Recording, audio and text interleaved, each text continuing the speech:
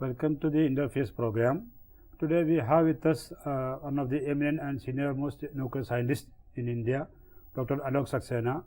Dr. Alok Saxena has joined Baba Atomic Research Center in 1981 as a trainee scientist, and later, after completing this training period, he has joined as scientist in nuclear fission division in 1982, and since then he is actively involved in nuclear research activities. Presently, he is coordinating the activities of Nuclear Data Physics Center of India on behalf of the Department of Atomic Energy Physics. Sir, can you elaborate on the activities of Nuclear Data Physics Center of India in general, and particularly what are the roles the youngsters can play in the activities? Basically, Nuclear Data Act is any nuclear physics quantity experimentally, which either you measure experimentally or calculate theoretically, any numerical quantities like cross sections, mass distribution, charge distribution, or angular distribution, or particle multiplicity, or neutron multiplicity, charge particle multiplicity. All this become a part of the nuclear data. Nuclear data means that whatever measured nuclear reaction or structure quantities, or evaluated reaction or structure quantities, which can be applied for the various applications, like for nuclear energy program, isotope production program, waste transmutation, accelerator shield design. Many applications are there where it can be applied. I mean, what we have been, I joined the nuclear physics division in 1982. I started my career as a nuclear in a fission physics section, and working and for last 30 years I have been working in the area of nuclear measuring the quantities in heavy ion induced fission. These things they are in all this whatever reaction quantity which we are measuring, they are a part of the nuclear data. Only thing is recently we have started. It was not going in the application database. We have been measuring these quantities for so many years, but it was not going into the database, which can finally go into for the evaluation, and finally available in the terms of evaluated libraries, which can be used by the application scientists like a reactor physicist or shielding expert or various application engineers or something. So, what are the activities coordination by this NDPCI? So, NDPCI basically we have been initially the department started these things in an informal way. And in the coordination with International Atomic Energy Agency, we started working on the collecting, putting the data experimentally already available data from Indian experimentalists. We started putting in the XFOR database, which is maintained by IAEA, and it's coordinated. It is there are about 14 countries are involved, which are now India became part of the this nuclear reaction data center. Or in 2008, it was approved in the meeting in 2008 of Oblinsk in Russia.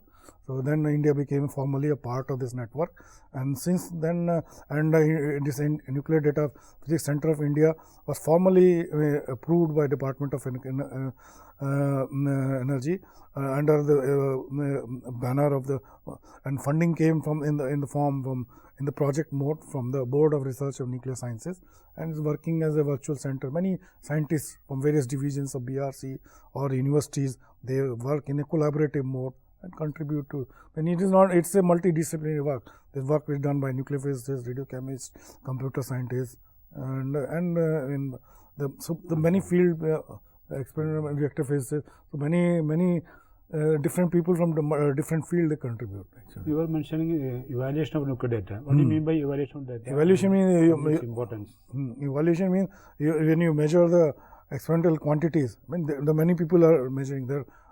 For any one reaction, there many measurements are there. So how do you know which is the best curve? There will be lot of fluctuations are there, and lot of uncertainties are there in the measurements, and then different measurement they don't agree. So the evaluation job, evaluator's jobs is that to find the best curve. He compares with the theoretical models and find the best possible fit to the experimental data, and gives a recommended curve for so that application scientists cannot use a wide range of cross section. There are wide fluctuations are there. You have to tell him what is the best recommended data. So that recommended data keep on changing with availability of better and more accurate experiment. So what are the modalities of the evaluation? Modality of evaluation is that first data is, it starts with the paper. Once the paper is published, there's a set of the countries, when IAEA is defined in different zones. So in different zones, there, it is the responsibility of different countries to compile the nuclear data. First, it has to be compiled. It has to be put into the nuclear database. Once the data, for that also, it is not easy to put it requires in a particular format data has to go, and that format is approved by all the countries. So because data compiled from the various by various centers, it should be readable in a common platform. So that coordination job is done by IAEA. So that all the data is put in the X4 database, and that database is available to evaluator. What evaluator does is it compares with the workshop is being organized like Ampere code. It's a very useful tool for doing evaluation work. So you can do, it's basically statistical model code which is used for a reaction. Similar thing is done with structured data. They also find what is the best level scheme and all that. They give a recommended level scheme. Here for nuclear reaction data, for example, there is a cross section curve data is available. So what is the best fit? So giving the statistical model parameters like level density or barrier, optical potential, fission barrier, all those parameters which go into it. Find the best set of parameter within this thing, and over a recommend, then it gives what evaluator gives a recommended curve spanning all the range of nuclei, energy range and all that, and that forms a evaluator library. For that also there is a particular format is there. Format is agreed from with all the countries. If any of the other countries are making their own evaluated files, they have to follow that format. So that anybody using this data can have a uniform format. So uniform format, and because they are the simulation program which are used by the reactor physicists or even say shielding design experts or even for radiopharmaceutical production, they have some programs available. So those programs they read in a particular format. So it is easier for them to read because this data is over a large energy.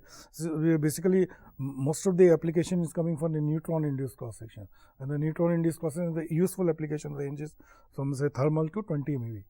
So in that range, they divide into various groups, energy groups, and then the data is then accordingly produced in those energy groups, which is then accepted by the application. So you have been coordinating this activity from the very beginning. So it is it is a very useful work. We are doing basic research. Now what we are doing is nuclear data direct application to the society actually. Can you brief about on the involvement of the scientists and younger faculty and students in this program? Yeah, we have actually mode of under the Nuclear Adaptive Physics Center of India, we are encouraging people to apply for the projects relevant, and you can choose your collaborator from Department of Atomic Energy and work together, and you can through that you can recruit some young people, young research assistant or research associate you can recruit and train them in this activity, and then bring them to. So this program is basically meant for the students. So how can the students can get involved? I mean, graduate students. How can they get involved? Can they get involved in this program? Yeah, that's why I told you that through this project right now, I mean, we are interfacing with the university through the projects. Through the projects, we recruit young people and get involved into that. And those who are young faculty, they can ask themselves a project in this field. There is no limitation. We have to find the right kind of people. We come out with the feasible projects, submit it, and we have a review process. We get it reviewed, and then with the iterative process, we improve on that. And then once this project is done, we have a committee.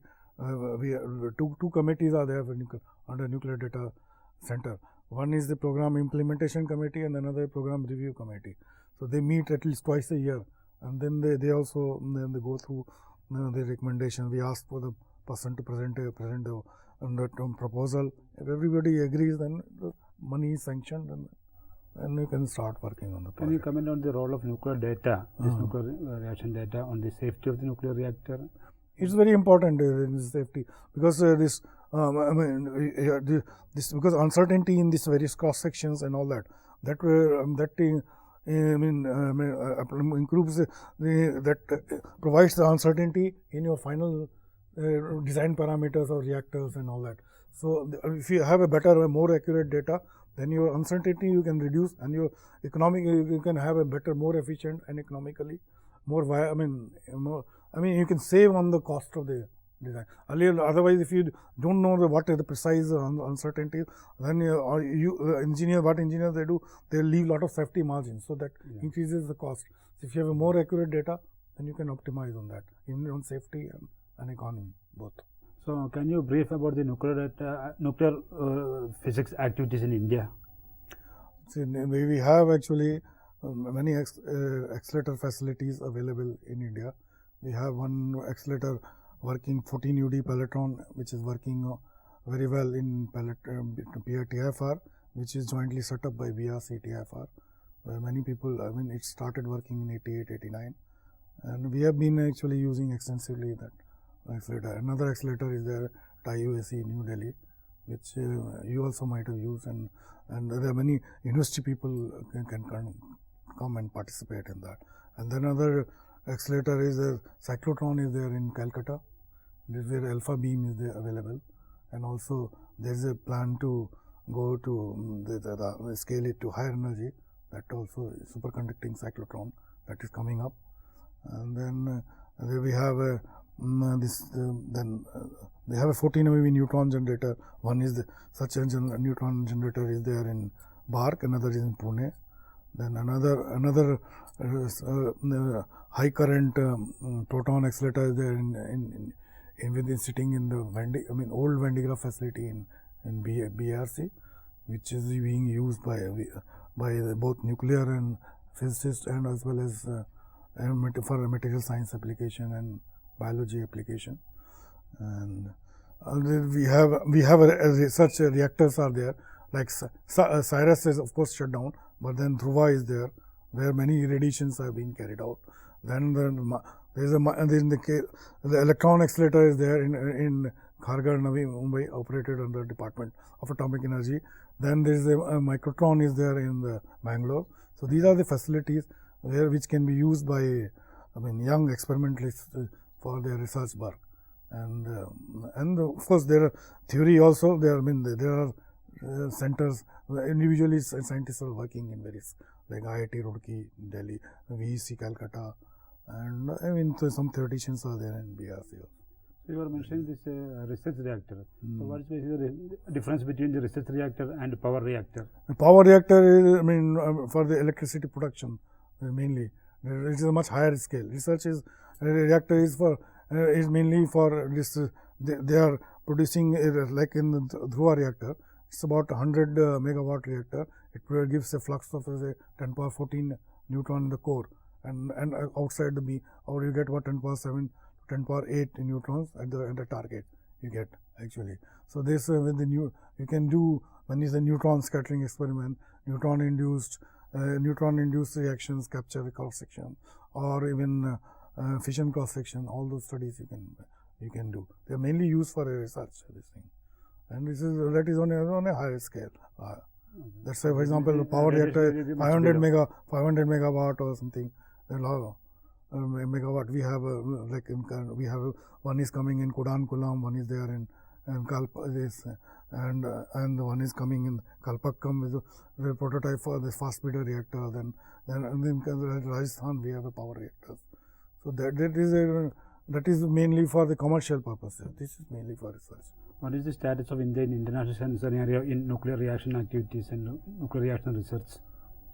No, Indian scientists are competing very well compared to international standards. Compared to, if you see research contributions, we have produced a lot of papers which are well recognized by others. It is published in refereed journals like physical review letters, so physical review C, and then even our Indian scientists are participating in it in various international collaboration program like CERN collaboration or FAIR collaboration, which is coming up in this facility for proton antiproton research in Germany. And then if there is a bigger project which is coming up, Indian Neutrino Observatory, which is coming up near Madurai. So in that way, India is competing quite well in the international. Can you detail on your research activities so that it can be an inspiration for youngsters? Actually, we started working on the heavy ion induced fission reaction. Initially, when this heavy ion accelerator came only in 1988-89. So before that, we were working on, say, CIRUS reactor, and CIRUS reactor was available. So there, most of the work was done with neutron induced fission reaction. So a lot of work was done on the mass distribution, charged particle emission, and the ternary fission, and there's a prompt fission neutron spectra, which is very important actually for the application point of view, to know the shape of the neutron spectra. So this was done basically using the reactors. Then this facility came in as a variable energy cyclotron in Calcutta. So then we started using the alpha machine that came around, say, late 70s or early 80s. So in early 80s, we started going to VC. So we did a lot of work in alpha-induced fission and all that. So there we have important publication which came out, in which a study which came out which mentions about the importance of the vanishing of the shell effects with excitation energy, which is very important in the production of this super heavy nuclei. So because super heavy nuclei has a barrier which is coming mainly from the shell effects. Liquid drop barrier actually vanishes.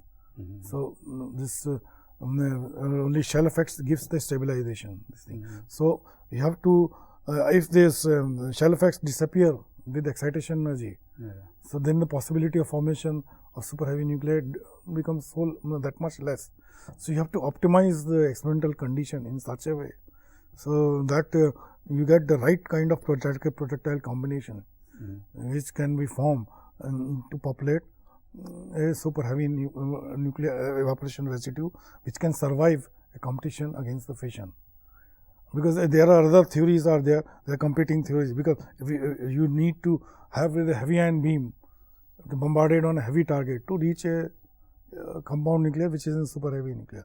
So now when you bombard a heavy ion on a heavy target, there is no guarantee that that projectile will fuse with the target. So then unless it forms a stable compound nucleus, because this forms a trajectory. When the heavy projectile comes, it sees a Coulomb potential, which it has to overcome that barrier, Coulomb barrier, in order to fuse. So now it tries to overcome, then there is a dissipative friction force comes that reduces the effective energy which is available. So all that, there are many models are there, like the extra push or extra push, which means that above the Coulomb barrier you need that much extra energy. Because some energy is getting dissipated. So you need that much extra energy to overcome the barrier. And then even if it overcomes the barrier, there is no guarantee it will be trapped inside the pocket in the potential energy surface, so that it fuses. So it may reseparate, it may not reach the it may come on the right hand side. Suppose there is a potential barrier, trajectory is coming, projectile is coming like this. It doesn't overcome the barrier, it just reseparates, or it overcomes the barrier, it is trying to reach the pocket, but if the barrier is not high enough to hold, then it will just reseparate. So there are many possibilities where you will get a reseparating trajectory rather than fusing trajectory. It will not reach to fusion or compound nucleus formation. So it is very important to find out what kind of experimental conditions, ideal experimental condition in terms of target projectile charge, mass, or bombarding energy, so that you can reach the compound nucleus formation. So for that we have been actually carrying out many experiments to study the fission dynamics. So we have used a neutron as a clock to see the time scales of this whole reaction process, or starting from the when the projectile target come into contact and they reseparate. What is the time scale? So neutron can be used as a clock to see measure time scale. This time scale is in the range of 10 to the power minus 22 up to 21 minus 21 seconds. So that can be experimentally measured by neutron multiplicity. If you measure the precision neutron multiplicity, it tells you the information about the total dynamic time which it takes to form the compound nucleus. What are the challenges we are facing in experimental nuclear physics in India? So main challenges are now we have been using these experimental accelerators, which have been now came in 1989 or 90. Now we have to come with a new experimental facility. One of the, for example, in super heavy research, you can't reach that island unless you have a radioactive ion beam. With a stable beam, we cannot reach the island. We will go much below. So you need a radioactive ion beam, and that is a challenging thing. There is a research going on in Calcutta. There is already one dedicated group led by Professor Alok Chakravarti. They are establishing actually a radioactive ion facility, but still it is not yet come up. There is a proposal also in BRC to set up that, but then you require more and more manpower would work dedicatedly for this facility. So then you need a new, to work on the new type of problem. So then when you work with the radioactive ion beam, then you go to the very extreme of the nuclear stability, beta stability line. So then that is a big challenge actually.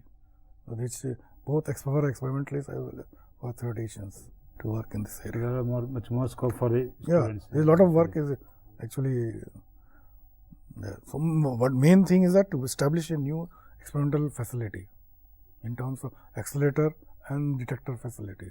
That is what. So you have in BRC, you have a very strong nuclear physics group. What are the various types of activities taking place in BRC nuclear physics division? Nuclear physics division, we have actually one is the nuclear reactions. Mainly we are dealing with nuclear reactions. One group is very active in say transfer reactions. Another group is very active in the in high energy physics. They have a collaboration. We have a collaboration with CERN and Phoenix in the USA, Relativistic Heavy Ion Collider there in Brookhaven.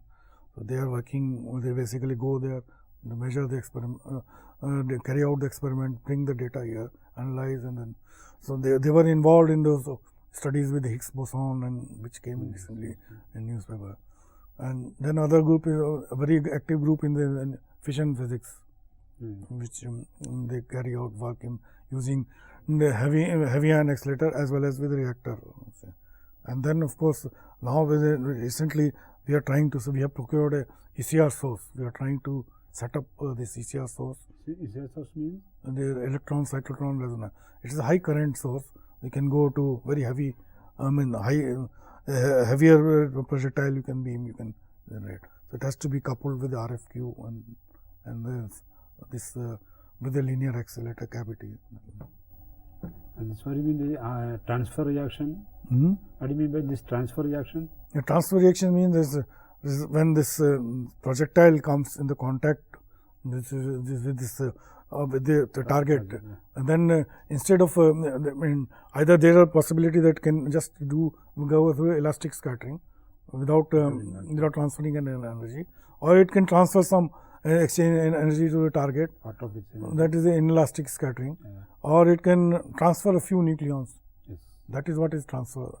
So few nucleons are exchange target to from projectile. The nucleons are transferred to target. So for example, the experiment, a lithium beam is coming to the and your target is say thorium. So there is a possibility that alpha lithium can break up into two alpha or deuteron. So either alpha is transferred to the target or deuteron is transferred to the target, and that forms a compound nucleus. So you can basically, in advantage of transfer, for example, if you are doing a transfer induced fission, You can, in one shot, you can study in a range of excitation energy. You see. So, so this reaction mechanism is different compared to other reactions, basically. So we have a nice experience with you, sir, and I think the students community will be benefited, and they will have better avenues and opportunities in nuclear physics. So thereby they can contribute to the national development and nuclear technology of the country in general. And thank you, sir. Okay, thank you very much.